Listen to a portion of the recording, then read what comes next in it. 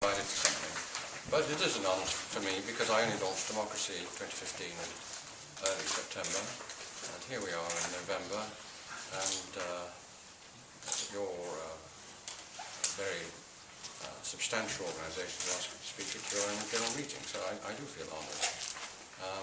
I'm going to talk about Democracy 2015 and why I launched the idea. Some people know my thoughts quite well. Rosemary and Stuart I've discussed these things with and probably amended them as a result of speaking to them. I wonder if we could start with that word omnishambles. We all know what omnishambles means, but reflect on this. You know, the English language is a pretty flexible instrument. We've been working at it for, I don't know, 1,500 years. It's well known to have a simple grammar but a very complex vocabulary.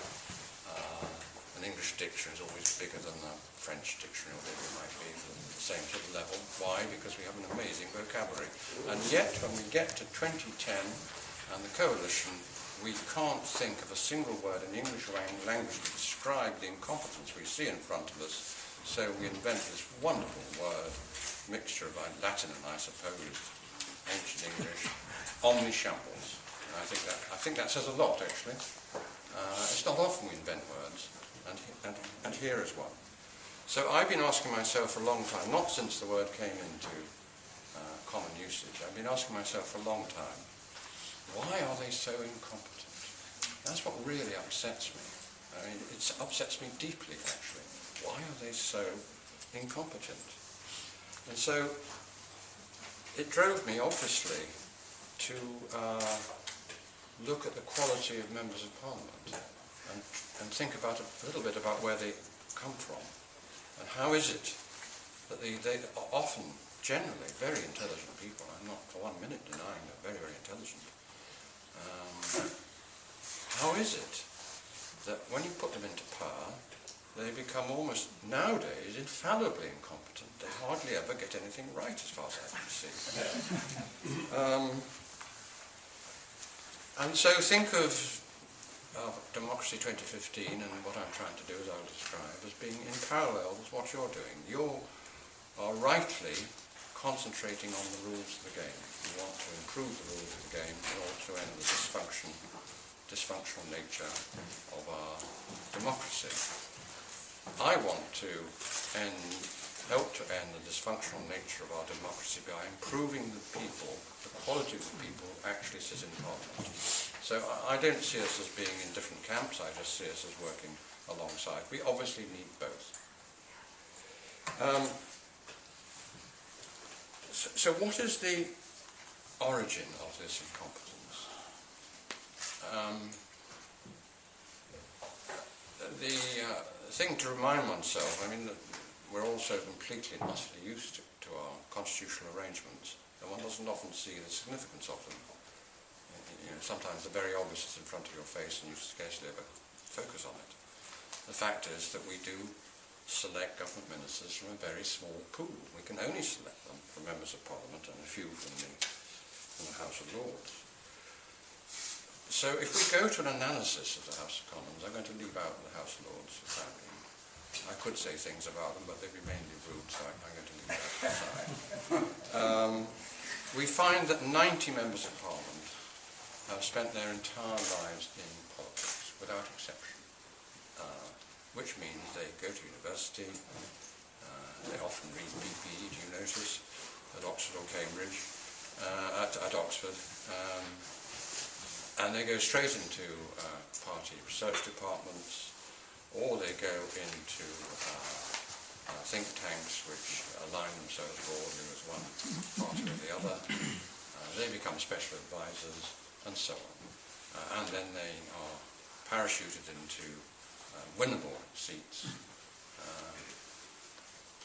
and off they set on their political careers. And they often do very well in these political careers. The point about those who've done nothing else but politics, the real professionals, is that you find them at the top of the parties.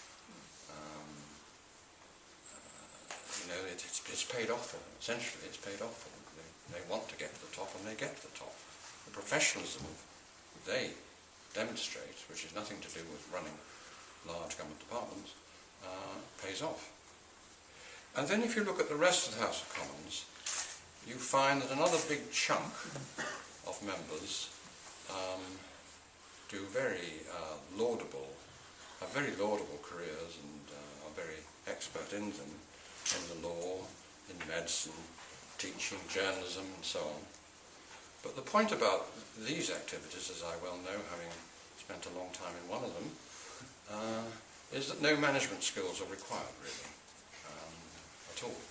And they have enormous skills, and we value their skills, whether they be doctors or lawyers or teachers or whatever. We value their skills very highly, but amongst their skills is not often getting anything done. And then, and so I'm inclined to call these people who emerge in the House of Commons now. I wasn't always quite like this. I'm inclined to call them the political class. And I think the emergence of a political class is a very important development and a very bad development. It's not one which I welcome in the least bit. And the mark of the political class is that their object, once in the House of Commons, so this picks up the other 50% of members whose careers I've not analysed, their object is to hang on to power or to get it back. That is their sole object, is to win the next election, to stay in power or to get it back. They don't really, they say things to the contrary. If you look at their deeds, they don't have much other purpose. It starts the day after the election. I remember being very impressed when Tony Blair won his first election, walked into Downing Street the day after. I saw on television there were cheering crowds all the way up to the door of Downing Street. Well, that's fantastic, popular acclaim, everybody's so enthusiastic. It was only afterwards I discovered they were all party workers. They'd been put. That was the first morning of the election campaign, the second election campaign. That was what it was. Somebody who you may remember called Richard Ryder, goes back to the Thatcher era and so on. He was Chief Whip, and he said the other day that the members of the House of Commons, and certainly the leaders, they're like news editors. The only thing they're concerned about is the 24-hour news cycle. That's the only thing that they're concerned about, what to say, and so on. And also a mark of the political class, of course, is it doesn't like difficult decisions, because that might upset their ability to win the next election. So if it's airport capacity, oh no, let's put that off for a while. Very important, difficult question which affects so many people, and hearts almost, is how care for the elderly should be paid for. That's put off. There's a perfectly good report out there by Andreas Whittam Smith, and with perfectly good conclusions. I don't wholly agree. I agree largely with his analysis. I don't wholly agree with his conclusions, but it's not a... We today in this room could come to a decision about how to finance care for the elderly. I'm sure we'd have, under your excellent chairman, we'd have a number of proposals. We'd have amendments. Wouldn't be a seconder for one or two, but we'd end up with an answer. It's not sort of very, very difficult, I don't think. Another example is the reform of the banks. You may think that we're reforming the banks, to some extent we are, but the legislation, I think, is not quite through. But the key thing about the legislation is that its teeth, which it has, are not to bite until 2019. In other words, and the reason for that is, first of all, don't do it before the next election, and secondly, by 2019, we'll probably not be so upset about it, and maybe we won't do it after all. So that, to me, is the political class at work. And they have two characteristics, I think, which account for the widespread disillusion with British politics. And there are so many opinion polls you have seen. There was a YouGov assessment in early January, there's British social attitudes. There are an enormous number of polls that simply show plummeting regard and respect for the political process in this country.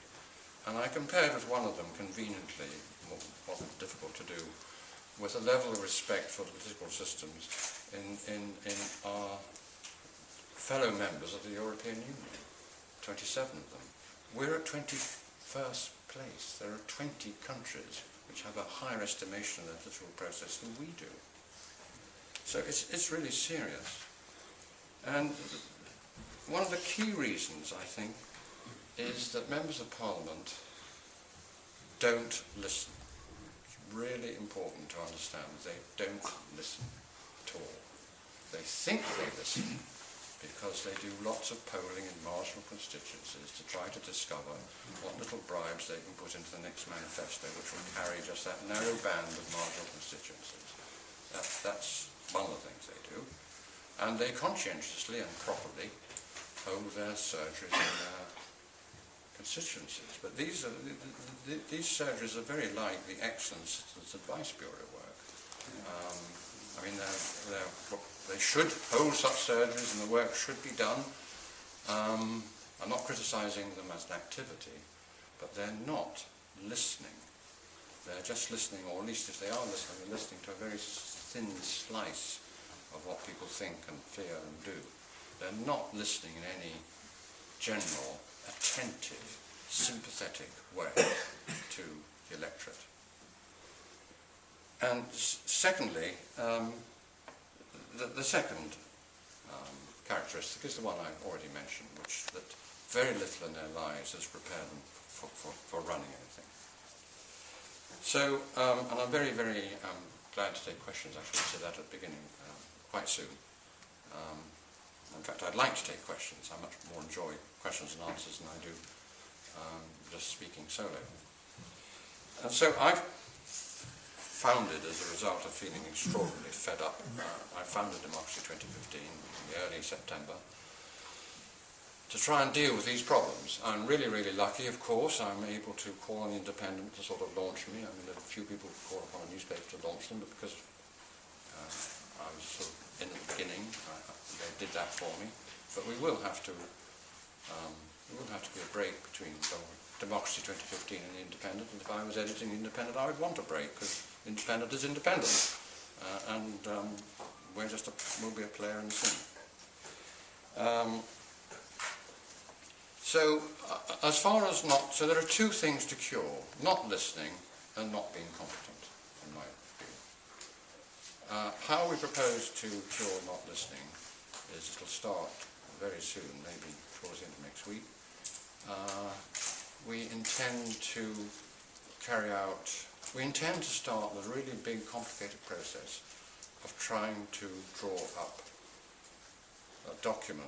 policy documents, so that they can serve two absurdly ambitious tasks. One is that they should be translatable into a manifesto, which people will find attractive, and secondly, that it should actually be a programme for government, which would obviously be a bigger document and would have things in it which you wouldn't put into a manifesto because they're too technical, probably. And you may see from this that my ambitions are ridiculously high, because I'm only interested in getting as many Democracy 2015 candidates into Parliament as will form the next government. And you may say, and I agree with you if you say it, this is completely ridiculous, overly ambitious, absurd, utopian thing. The only thing is, I don't think anything less is worthwhile. It really isn't.